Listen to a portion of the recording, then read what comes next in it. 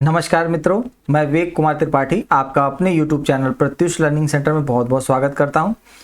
हम लोग भारतीय इतिहास की श्रृंखला को देख रहे थे। उसी श्रृंखला को आज आगे बढ़ाते हुए हम लोग आज एक नए चैप्टर की तरफ आगे बढ़ रहे हैं और उस चैप्टर का नाम है आपका मौर्य वंश।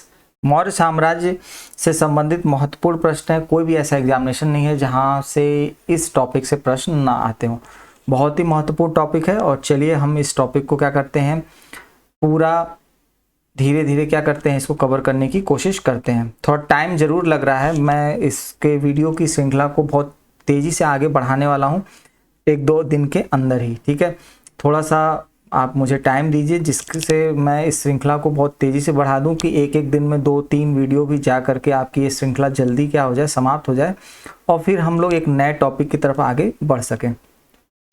देखिए, पहला प्रश्न है कि सिकंदर के हमले के समय उत्तर भारत पर निम्नलिखित राजवंशों में से किसका एक शासन था। तो दोस्तों इसका सही उत्तर होगा आपका नंद, मौर्य, शुंग, कर्ण। तो होगा आपका नंद वंश का शासन था। निम्न में से मगध का कौन सा राजा सिकंदर महान के समकालीन था।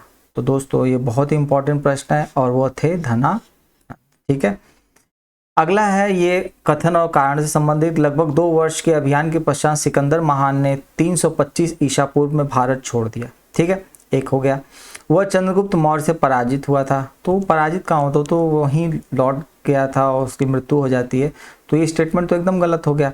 चलिए देखते हैं कि ये स्टेटमेंट के बारे में तो हमें कुछ अभी पता नहीं है, पता नहीं ये सही है कि नहीं, क्योंकि जहाँ डेट और टाइम की बात आ जाती है तो वहाँ थोड़ा सा फैक्चुअल हो जाता है। तो चलिए देखते हैं कॉमन सेंस का यूज़ करके कि हम इसको कर पाते हैं कि नहीं। तो यहाँ पर आर गलत हो गया, तो ये स्टेटमेंट तो गलत हो गया। ठीक है, और यहाँ पर दोनों सही की कह रहा है तो ये भी गलत हो गया, ये भी गलत हो गया। और आपका सी ऑप्शन क्या हो जाएगा, इस दृष्टि से सही हो जाएगा। ठीक है, अगले प्रश्न की तरफ बढ़ते हैं। युद्ध भूमि में बड़ी संख्या में सैनिकों के मारे जाने अथवा आहत हो जाने के बाद किस भारतीय गण अथवा राज्य की स्त्रियों ने सिकंदर के विरुद्ध शस्त्र धारण किया था। ठीक है ना, तो दोस्तों यह थे आपके मशक।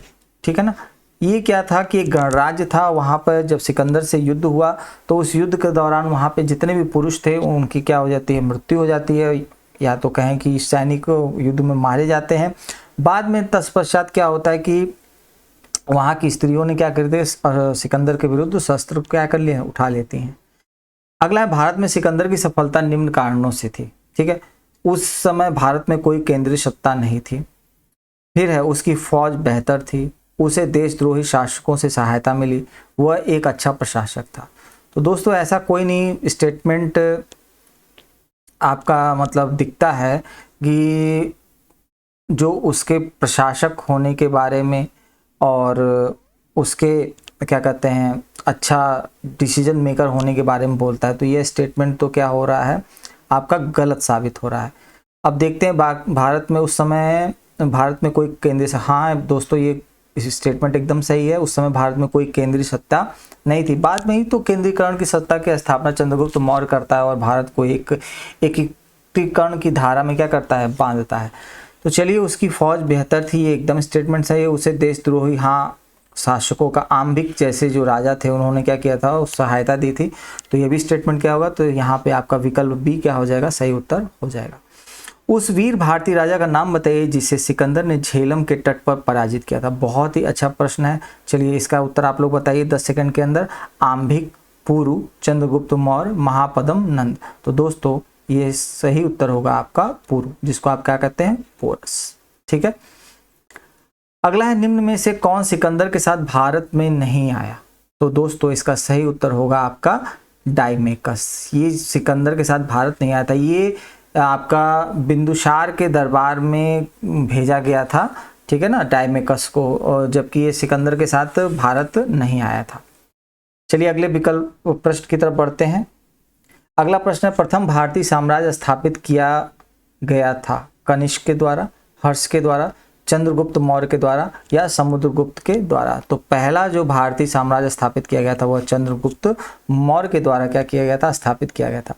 निम्न में से कौन सा पुराना राजवंश है, गुप्त, वर्धन, कुषाण या मौर्य। तो दोस्तों आपको पता ही सबसे ज़्यादा है वो आपका कौन सा होगा, गुप्त राजवंश की जगह आपका क्या होगा, मौर्य राजवंश तो इसका सही उत्तर होगा आपका मौर्य राजवंश। ठीक है, इसका सही विकल्प होगा।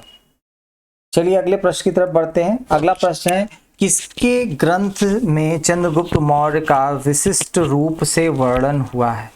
वह है, ऑप्शन है आपके सामने, भास, शूद्रक, विशाखदत्त और अश्वघोष। तो बताइए सर इसका सही उत्तर क्या होगा? आपके पास 2 सेकंड का सही समय है।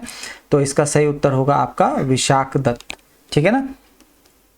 अगला है, यूनानी लेखक जस्टिन द्वारा सैंड्रोकोटस कहा गया। बहुत ही फेमस प्रश्न है और कई बार ये एग्जामिनेशन में आपके क्या गया पूछा जा चुका है।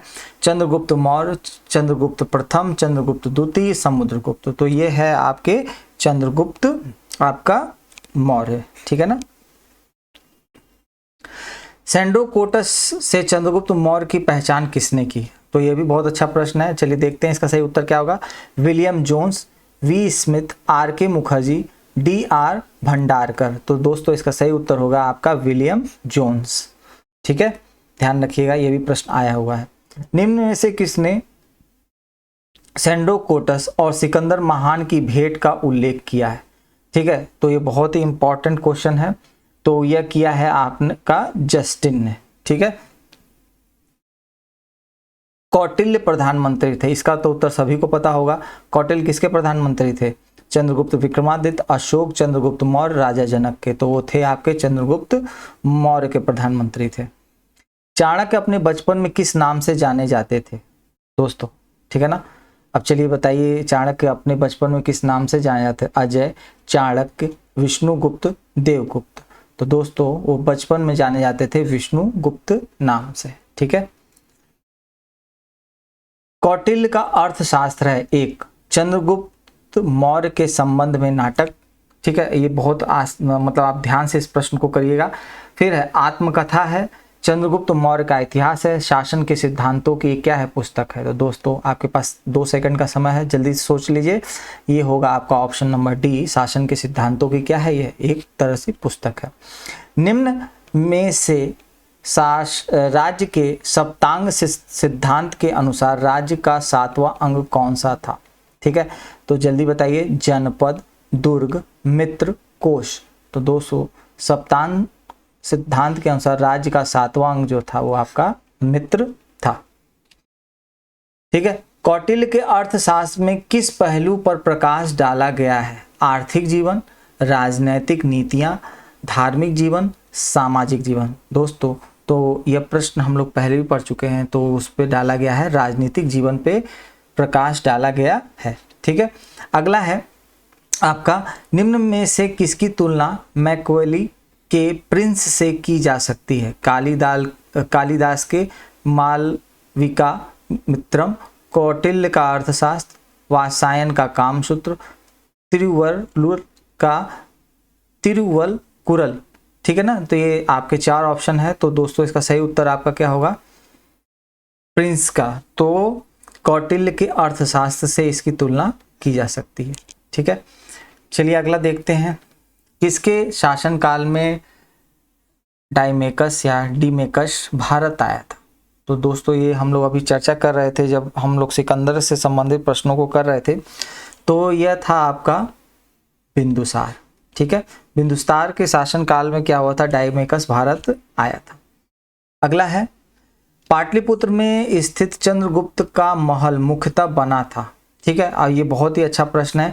ईंटों का, पत्थर का, लकड़ी का, मिट्टी का। तो उसका जो महल बना था वो आपका बना था लकड़ी का बना हुआ था। ठीक है ना। अगला है, किस प्राचीन नगर के अवशेष कुम्भहार स्थल से प्राप्त हुए हैं? ठीक है ना। वैशाली, पाटलिपुत्र, कपिलवस्तु, श्रावस्ती। तो जल्दी से बताइए इसका सही उत्तर आपका क्या होगा? तो दोस्तों कुम्भहार जो अवशेष प्राप्त हुए हैं वो है आपके हुए हैं पाटलिपुत्र से। ठीक है। अगला है, बुलंदी बाग प्राचीन स्थान है। ठीक है ना। ये प्रश्न आपका थोड़ा सा टफ है, आपके वनडे एग्जामिनेशंस में ये पूछा नहीं गया था, सिविल में पूछा गया था, तो आप एक बार इसको जरूर देख के जाएं। बुलंदी बाग जो प्राचीन स्थान है वो पाटलिपुत्र में स्थित है। ठीक है। निम्नलिखित में से किस मौर्य राजा ने दक्कन की विजय प्राप्त की थी? बहुत ही इंपॉर्टेंट प्रश्न है ये। अशोक, चंद्रगुप्त मौर्य, बिंदुसार और कुड़ाल, ठीक है, तो वो प्राप्त की थी आपका चंद्रगुप्त मौर्य ने। अगला है मालवा, गुजरात और महाराष्ट्र किस शासक ने पहली बार जीता, ठीक है। विकल्प आपका है हर्ष, स्कंदगुप्त, चंद्रगुप्त, चंद्रगुप्त मौर्य। तो दोस्तों इसका सही उत्तर होगा आपका चंद्रगुप्त मौर्य ने क्या था, मालवा, गुजरात, महाराष्ट्र जीता था। अभिलेख जिससे यह प्रमाणित होता है कि चंद्रगुप्त का प्रभाव पश्चिम भारत पर था, ठीक है ना। अब वो देखना है कि किस अभिलेख से ये पता चलता है। कलिंग शिलालेख से, अशोक का गिरनार शिलालेख से, रुद्रदामन का जूनागढ़ अभिलेख से, अशोक का सोपरा अभिलेख से। तो दोस्तों इसका सही उत्तर होगा आपका रुद्रदामन का जूनागढ़ अभिलेख से प्राप्त होता है, ठीक है ना। अब जाकर के आप देख लीजिएगा कि जूनागढ़ किस राज्य में है, ठीक है ना, सौराष्ट्र के पास है। मैं आपको एक लिंक दे रहा हूँ, ठीक है, तो जाके चेक करिएगा। गुजरात चंद्रगुप्त मौर्य के साम्राज्य में सम्मिलित था, यह प्रमाणित होता है, ठीक है ना। सेम यही क्वेश्चन है और इसको घुमा के पूछा गया है और मेरे पूछे गए प्रश्न का उत्तर भी इसमें छुपा हुआ है। तो वह है रुद्रदामन के जूनागढ़ शिला अभिलेख से क्या होता है ये पता चलता है। सेलुकस, जिसको अलेक्जेंडर द्वारा सिंध एवं अफगानिस्तान का प्रशासक नियुक्त किया गया था, को किस भारतीय राजा ने हराया, ठीक है ना। और बहुत अच्छा इसका विकल्प है समुद्रगुप्त, अशोक, बिंदुसार और चंद्रगुप्त। तो दोस्तों इसका सही उत्तर आप लोग दीजिए। इसका सही उत्तर होगा आपका चंद्रगुप्त मौर्य ने, ठीक है। अगला है चंद्रगुप्त मौर्य ने सेलुकस को किस वर्ष में पराजित किया, ठीक है ना। तो कभी कभी डेट और टाइम भी पूछ देता है, तो पराजित किया था 305 ईसा पूर्व में उसको पराजित किया था।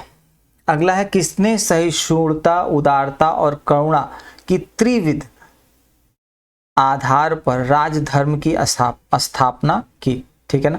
थोड़ा सा बोलने में दिक्कत हो रही है तबीयत खराब होने की वजह से, तो आप लोग थोड़ा सा माइंड मत करिएगा, ठीक है। तो वो है आपका अशोक, ठीक है। निम्न में से कौन सा क्षेत्र अशोक के साम्राज्य में सम्मिलित नहीं था। अब ये बहुत ही अच्छा प्रश्न है और ये कई बार एग्जामिनेशंस में क्या हुआ है पूछा जा चुका है। अफगानिस्तान, बिहार, श्रीलंका, कलिंग। तो दोस्तों इसका सही उत्तर होगा आपका श्रीलंका। श्रीलंका जो था वो अशोक के साम्राज्य में शामिल नहीं हुआ था। अशोक के निम्नलिखित अभिलेखों में से किसमें दक्षिण भारतीय राज्यों का उल्लेख हुआ है। तृतीय मुख्य अभिलेख, द्वितीय, एक्चुअली करना क्या है ना कि आपको जितने भी शिलालेख हैं 1 2 3 4 5 6 13, तो उसको एक बार देख कर जाना है कि उसमें क्या, और उसमें कुछ लिंक बना लेना है कि हाँ इसमें ये है, इसमें ये है।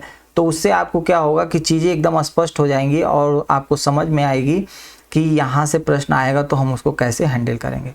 तो दोस्तों दक्षिण भारत का उल्लेख हुआ है वो है आपका दूसरा अभिलेख में, ठीक है।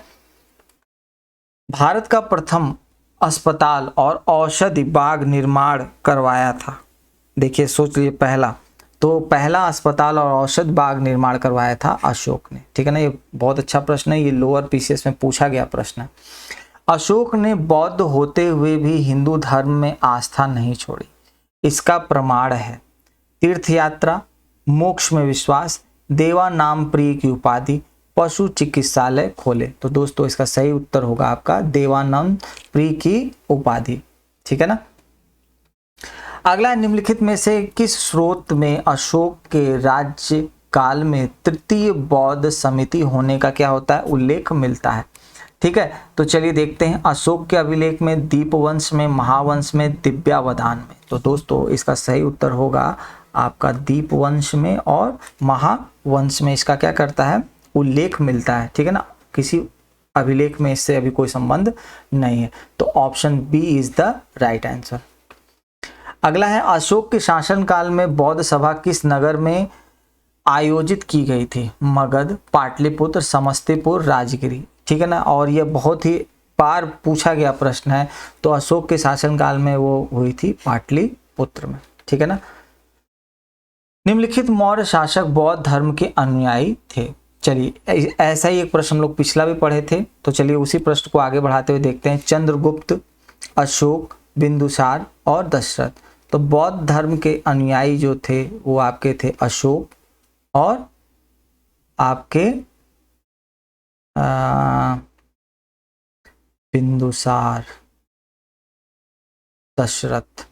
ठीक है, तो आपके अशोक और बिंदुसार ही थे। ठीक है, तो option B is the right answer. Dashrath का यहाँ पर कोई रोल नहीं है। ठीक है, अगला है रज्जुक थे। ये बहुत इंपॉर्टेंट प्रश्न है कि रज्जुक कौन थे। चलिए देखते हैं विकल्प। चोल राज्य में व्यापारी, मौर्य शासन में अधिकारी, गुप्त साम्राज्य में सामंत वर्ग और आपका शक सेना में अधिकारी। तो दोस्तों इसका सही उत्तर होगा कि मौर्य शासन में क्या थे, वो अधिकारी थे। ठीक है, अगला है सार्थवाह किसे कहते हैं। ठीक है, ये थोड़ा सा नया प्रश्न है और ये भी आया हुआ प्रश्न है। दलालों को, व्यापारियों के काफिलों को, महाजनों को, तीर्थयात्रियों को। तो दोस्तों सार्थवाह कहा जाता है आपका व्यापारियों के काफिले को। ठीक है, अगला प्रश्न है निम्नलिखित में से कौन सा अधिकारी मौर्य प्रशासन का भाग नहीं है। ठीक है ना, अग्रहारिक, युक्त, प्रादेशिक, रज्जुक। ठीक है ना, और ये प्रश्न सही है और इसका सही उत्तर होगा अग्रहारिक। ठीक है ना, बाकी तो रज्जुक, प्रादेशिक और युक्त क्या है, उसके प्रशासन का भाग है। अगला है दोस्तों सारनाथ स्तंभ का निर्माण। ठीक है ना, ये तो आप सभी लोगों को पता होगा कि सारनाथ स्तंभ का निर्माण किसने कराया था। चलिए 2 सेकंड का आपके पास समय है। अशोक ने सारनाथ स्तंभ का निर्माण करवाया था। ठीक है, निम्नलिखित में से किसे सर्वश्रेष्ठ स्तूप मानते हैं। अमरावती, भरहूत, सांची और सारनाथ। ठीक है, तो सबसे बड़ा भी कौन सा है, सांची। तो सही विकल्प आपका क्या होगा, option C is the right answer. Sanchi का स्तूप किस शासक ने बनवाया था। बिंबिसार, अशोक, हर्षवर्धन और पुष्यमित्र। तो दोस्तों इसका बनवाया था अशोक ने, इसको क्या किया था, बनवाया था। ठीक है, चलिए अगले प्रश्न की तरफ बढ़ते हैं। अगला प्रश्न आपका क्या है, मैच द फॉलोइंग वाला प्रश्न है। चलिए अब लोग मिलान करते हैं स्थान और उनके स्मारकों का। मैच द फॉलोइंग, तो कौशाम्बी, कौशाम्बी होगा घोषिता राम मठ से संबंधित। ठीक है, चलिए, और कुशीनगर होगा आपका राणा भर स्तूप, सारनाथ होगा आपका धमेख स्तूप और श्रावस्ती होगा आपका सहेत महेत। ठीक है ना, ये थोड़ा सा टफ है लेकिन एक बार आप देख के जाएंगे। एनसीईआरटी में एकदम बहुत स्पेशली इसको फोकस किया गया है स्तूपों को। ठीक है, तो एक बार जरूर इसको, अब वनडे एग्जामिनेशंस में आपके प्रश्न यहीं से बनने शुरू हो जाएंगे कि धमेख स्तूप आपका कहाँ से संबंधित है। तो विकल्प दे देगा सारनाथ, कौशाम्बी, कुशीनगर, श्रावस्ती। तो आपको एकदम कंफर्म रहना चाहिए। तो इस आधार पर हमारा सी विकल्प क्या होगा, सही विकल्प होगा। चलिए अगले प्रश्न की तरफ बढ़ते हैं। तीर्थ यात्रा के समय सम्राट अशोक निम्नलिखित स्थानों पर गए, उन्होंने किस मार्ग का अनुगमन किया। ठीक है, और चलिए देखते हैं अब ये उनके जो मार्ग थे उसके अनुगमन के बारे में ये क्रम लगवा रहा है। तो सबसे पहले वो गए थे आपका लुम्बिनी, इसके बाद वो गए थे कपिलवस्तु, इसके बाद वो गए थे गया, गया के बाद वो गए थे सारनाथ। ठीक है, सारनाथ। तो आप देखते हैं यहां से हमें कुछ अंदाजा मिल रहा है। एक मतलब 4 2 1, 4 2 1। ठीक है, इसके बाद आपका स्पष्ट विकल्प इसमें अभी हमको ध्यान यही लग रहा है। तो 4 हो जाएगा, ये 2 हो जाएगा, 1। दोस्तों इसका सही विकल्प आपको सही है। दोस्तों हम लोग सही विकल्प की तरफ बढ़ रहे हैं। थोड़ा सा कंफ्यूजन हो गया था मुझे। तो यह आपका हो जाएगा 5th और ये हो जाएगा 6th। उस हिसाब से यही विकल्प क्या होगा, आपका सही विकल्प होगा। ठीक है, अगला प्रश्न है अशोक के शिलालेखों में प्रयुक्त भाषा है। तो ये बहुत ही इंपॉर्टेंट है, संस्कृत, प्राकृत, पाली, हिंदी। तो उनके शिलालेखों में प्रयुक्त भाषा है आपकी प्राकृत। ठीक है, अगला है निम्नलिखित में से कौन सा अशोक कालीन अभिलेख खरोष्टी लिपि में है।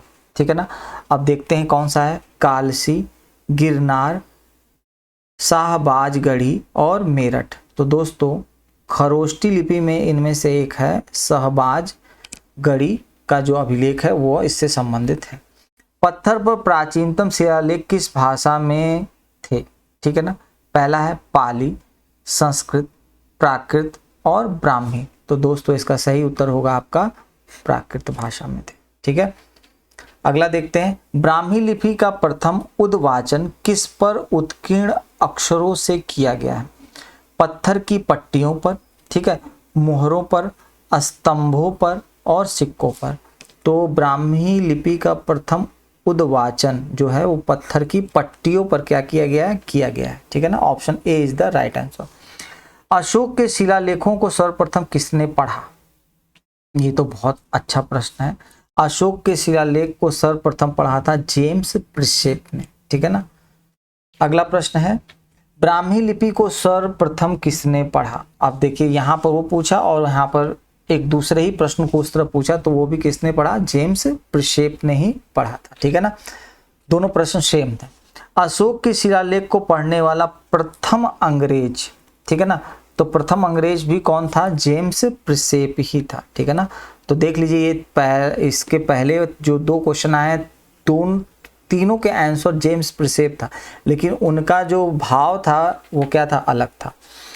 अब अगला प्रश्न भी उसी तरह आ रहा है, सम्राट अशोक के राजादेशों का सबसे पहले विकुटन मतलब डिसाइफर किसने किया? ठीक है ना। तो चलिए देखते हैं, मतलब उसको कहते हैं ना, किसी चीज को आप कोडिंग डिकोडिंग होती है उसको खोल देते हैं, उसको पढ़ लेते हैं, तो उससे समझ में देख रहे हैं।